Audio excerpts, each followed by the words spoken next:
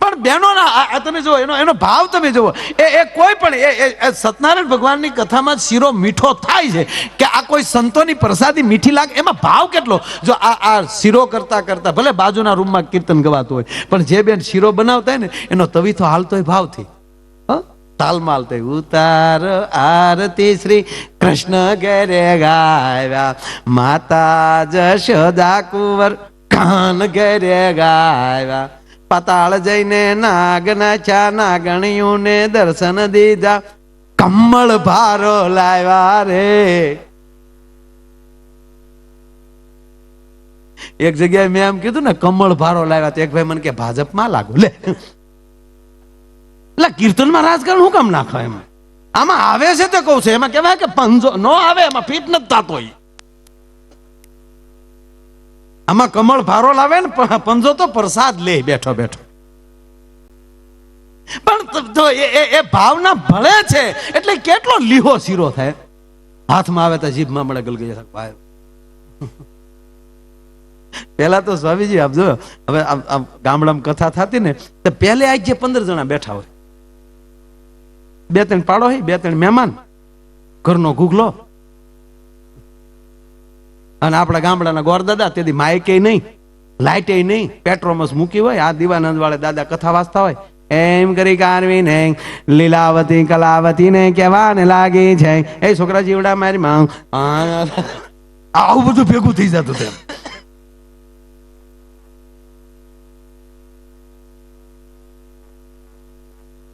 ત્યાં સુધી ડાયરો હજી ઓટલે બેઠો હોય, બજારું બીડીયું ટેકાવતા બેઠો, ગોરે ઢીલો લાગે.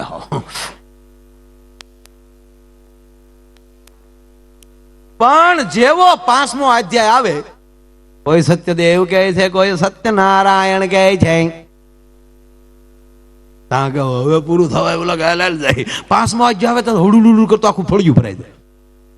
અને ઘણા તારે તો ભાઈ આ કોઈ લાઇટું નહોતી, મોબાઈલ નહોતા, વાતાવરણ શાંત હતા. ભલે ગોર બાપા ઘરે બોલતા હોય પણ વાડીએ એ કથાનો અવાજ આવતો હતો. અરે ગામડામાં દેશી ભજન થતા ને તો 3 ગામને હિમાલય ભજન સંભળાતા. શું કામ? માણસ અંદરથી શાંત હતો. અને જે માણસ અંદરથી શાંત હોય ને એ જ બીજાને સાંભળી શકે. અત્યારે આપણે માઇક એટલા છે તો એમ કે વધારો વધારો. શું કામ? અંદર બગડ્યા આપણે. સાંભળેલા છે ભજન આપણે કે એક ગામડાનો માણા એ વગર માયકે ગાતો હોય ને વાતારા નમિયા હે ભીજું ગળવા એ લાગ્યું રે મેં વારી જાવાં દણિંગ Dang Dang દણિંગ Dang Dang દણિંગ Dang Dang એ ગળવા લાગી રામ રામ. હે મંદિર, હે કે આપણે એમ થાય બોલ કરી લીધો. હે મંદિરિયા ની પછી મારે કહો ભરોસો રે હે દિલડામાં તાત્કાલિક.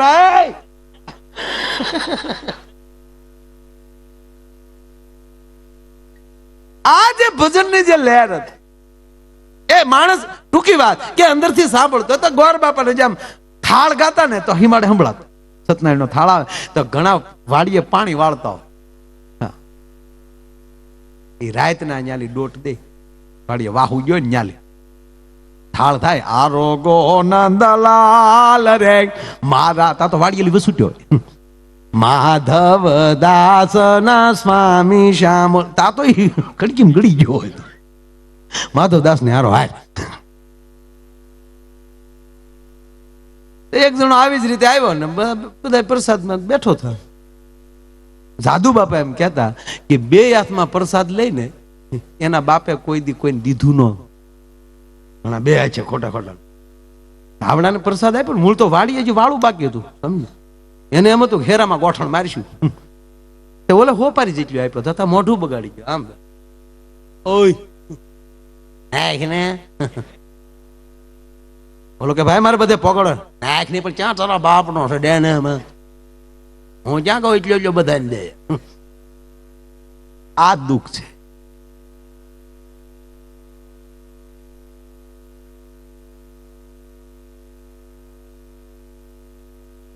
તમારી ફરમાઈશ. હા ફરમાઈશ સાંભળ્યું તો સામે આવી જાવ, હારે બહેન ફરમાઈશ ન કરાય. ના લઈ લે. છોકરો તબલા વગાડે ના હોનાની ફ્રેમ ના ચશ્મા પહેરે, આને ક્યાં તૂટવું કાય જરા દાંત જ કાઢવેલા, હાથમાં રાડો ઘડિયાળ. બટા તું કઈક હોનાના શેન બેન બિચારાને પટ્યું બાંધ્યું કે હે બસ દોરો ને આ માળા એ તે કોઈક બાપુએ કોકે પહેરાવેલી છે ગળામાં. મારા બિચારાને મારા દીકરાને હજી લગ્ન ન કરી દીધા. હાલે વાંધો બીજું એની કરતા એક કામ કર, સ્વામી પાસે આશીર્વાદ લઈ લે. આ તારા બાપા નહીં કઈ આપે, રામ રામ કરી તોડવી નાખવાનો મુગાડી વગાડે, કારણ કે પકડાવી દીધા પાછા મઢવાઈ જાય. હમણાં અમને ખબર પડી આ મોકલે છોકરો શિહોર ને આ નીકળે ભાવનગર. હમણાં ખબર પડે કે આ તબલા ભાવનગર મટાવે. બાપ દીકરા હકીકત છે, પણ બે નો સાહેબ એકવાર મને કહેતો હતો આ છોકરો ગાડીમાં, મને કે કાકા મારા કોઈ મિત્ર નથી ને મારા બાપાને હું મારો મિત્ર રાખું. અને એક બહુ સારી વાત, બાપના દીકરાના બેના છપ્પલ થાવા મળે ને એક હરખા, ત્યારે એને મિત્ર જ બનાવવો, જેથી કરી અને જ્યારે જ્યારે ગીતામાં કંઈક કહેવાનું આવ્યું છે અર્જુનને, તમે બાપ બનીને છોકરાને કાંઈ ન કહી શકો સાહેબ, મિત્ર બનીને કહેશો ને તે 100% છોકરો એમ કહેવાય કે ગ્રહણ કરશે. જ્યારે જ્યારે કૃષ્ણને કાંઈક કીધું છે ત્યારે કીધું, હે સખા તું મારો મિત્ર છો. ભગવાન આપણો મિત્ર છે, ગુરુ આપણો મિત્ર છે. એ મિત્ર થઈને કહેતો હોય બેટા આમ કરાય, બેટા આમ. બોધ કોઈ નથી લેતું, બોધ કદાચ બંધનમાં નાખીએ કે, પણ સંતના આશીર્વાદ છે એ મુક્ત કરી શકે માણસને. એટલે ઓલો મૂળ વાત કે આવ્યો ને કીધું ઓલો કે નાખ ને ક્યાં તારા બાપ નાખ ને, ઓલો કે ભાઈ મારે બધે પોગાડો ને નહીં દે એમ, ઓલો કે નહીં તક તો થયો તરત ઢીલો. એમાં ખોટો વટ નો રાખવો. પણ એને થયું કે આ ને પ્રસાદ વેચે છે ને છેતરવો, વહેંચતો હોય ને કોઈ દી ન ચેતરાય, વેચતો હોય ચેતરાય. પેલે બેહી ગયો, ચલો પ્રસાદ વાળો હાથ સમજે ને વાહે રાય, બીજો હાથ ધીર્યો, કઠણાઈ જોજો વાહ તાહડામાં ખાલી થઈ ગયો, વાહેલી કૂતરું લબડકું મારી ગયું, આવ ખોરો. પ્રસાદ નો લોભ ન કરાય. જો કે બહેનો તો કોઈ પણ કાર્યક્રમ, હું તો એમ કહું જ્યાં જાઉં ત્યાં ભરપૂર થી ન જાઉં.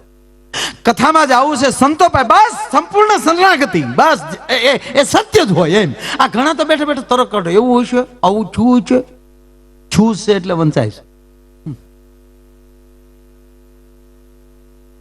ઘણા શું કરે, આપણને ખબર ન હોય એમાં માથું ન મદાય એમ. તમને ખબર હોય એની જ આ પાડો, તમે આંખે દેખેલું હોય એ જ આ પાડો. સાહેબ ખોટી વાત પડે. આપણી જણનારી જનેતા ઈ આપણે પરિચય પછી કરાવતી હોય, જેમ જેમ ઉંમર થતી, બેટા અને બાપા કહેવાય, આ તારા બાપા છે, બેટા તારા કાકા છે. કોઈ વિરોધ કર્યો કોઈ દી? એમાં દેશનો સંત કહેતો હોય ને એ સ્વીકારી લેવાય, એમાં શંકા કુશંકા ન કરવાની હોય. એક માં ને એક બીજો સંત અમારે રાવત બાપુ લખે છે, અને મારો સાયરામ તો ઘણી વાર એમ કે સાહેબ કે આ દેશ કઈક જુદો છે. આ દેશના 40 ગ્રામના પથ્થરને સામાન્ય પથ્થર નથી કહેવાતો. આ દેશના ભગવા લુગડાને સામાન્ય કપડું નથી કહેવાતું. આ દેશના તુલસીના છોડને સામાન્ય છોડ નથી કહેવાતો. આ દેશના પીપળાના વૃક્ષને સામાન્ય પીપળો એમ કહેવાય, વૃક્ષ નથી કહેવાતું. આ દેશના સિંહને સામાન્ય પ્રાણી નથી કહેવાતું. આ દેશની ગાય માતાને સામાન્ય એમ કહેવાય, પ્રાણી નથી કહેવાતું. અરે છોડો, આ દેશના મંગળસૂત્રને સામાન્ય ઘરેણું નથી કહેવાતું. સાહેબ આ દેશ ઈ છે. આ દેશની માં ગંગા નદીને સામાન્ય નદી નથી કહેવાતી. આ દેશના હિમાલયને સામાન્ય એમ કહેવાય પર્વતમાળા નથી કહેવાતી. અને આ દેશના ગિરનારને સામાન્ય ડુંગર નથી કહેવાતો. સાહેબ આ દેશની વસ્તુ જુદી છે. એટલે કવિ દાદના શબ્દ આડે છે કે આમાંથી કોઈ બની જાય જનક અને હાકે આ ધરતીમાં હળ, તો હજી આ ધરતીમાંથી સીતા નીકળે. અને ધબકે છે હજુ લક્ષ્મણની રેખા, રાવણ જેવાય હજી બીતા બીતા નીકળે. બે ચાર જોક્સ એવા છે સાહેબ, આપણે આમ મજા, મને મજા આવે સ્વામીજી. આ દાંત કાઢવા કઈ નાની મને ખેલ ના. તખતદારની મને 2 વાર આવેલી સામેલી ફરમાઈશ આવી છે સાહેબ. ભાઈ કીધું આ પૈસાની ઘોરે કરે છે ને, પાછું કે હું સાઈન સુરત થી આવ્યો, મારા ફરમાઈશ સંભળાવી જ દઉં મારા ભાઈ. હા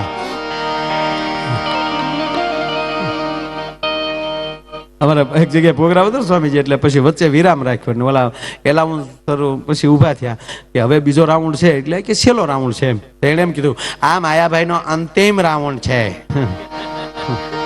સુધીરમાં હું મરી જાઉં ડો. પણ માટે મોજ મારે મોજ મારે ભાઈ ભાઈ હો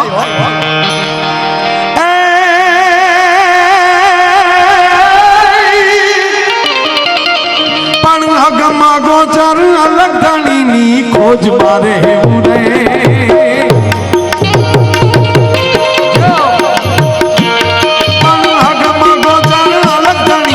મોજ મારે ઉરે વાલીના મોજ મારે મોજ મારે મોજ મારે ઉરે બાપ મોજ મારે મોજ મારે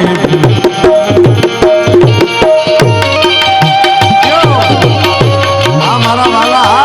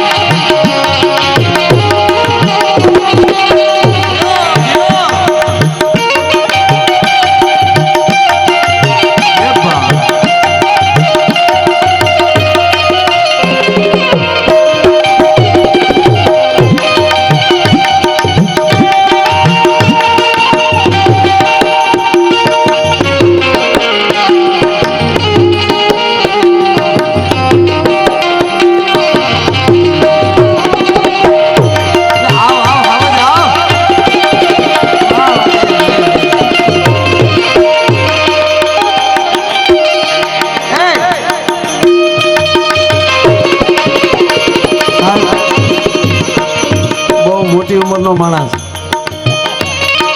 વડીલ છે. હવે આપણે તો હવે માંડ 20 વર્ષ વજ્યા હોય તો આના હજી મારા બાપ 90 વર્ષ ટોકમાં પીડ્યા. મોટો જ માણસ કહેવાય.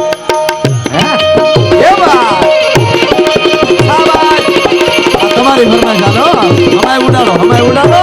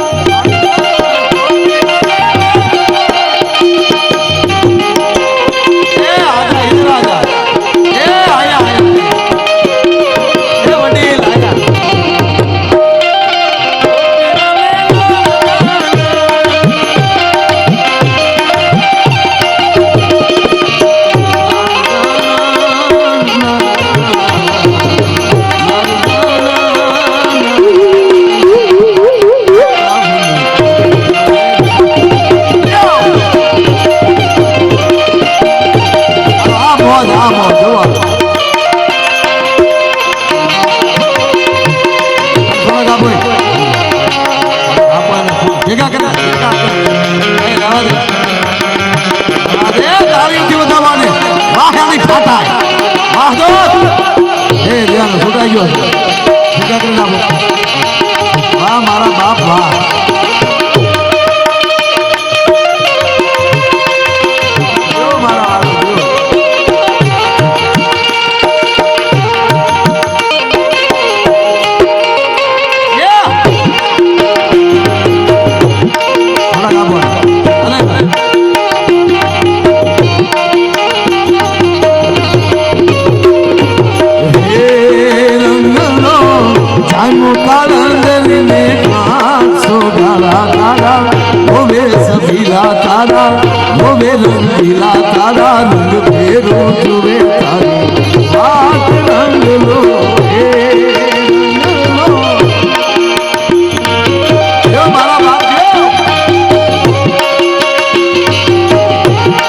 આપણે સ્વામિનારાયણ ભગવાનને ક્યાં જોયા છે? આપણે રામને ન જોયા, કૃષ્ણ ન જોયા. અમારા માટે આપણે અત્યારે ભગવાન આના હૃદયમાં આવ્યો હોય, આ નાનો ઘનશ્યામ હશે ત્યારે આવો દિવસે મારા વાલા. વાહ દોસ્ત. લીલો છે રંગનો છોડ રંગમાં રોયા વાલા સોનામાં કકડી રે કેસર રોયા વાલા.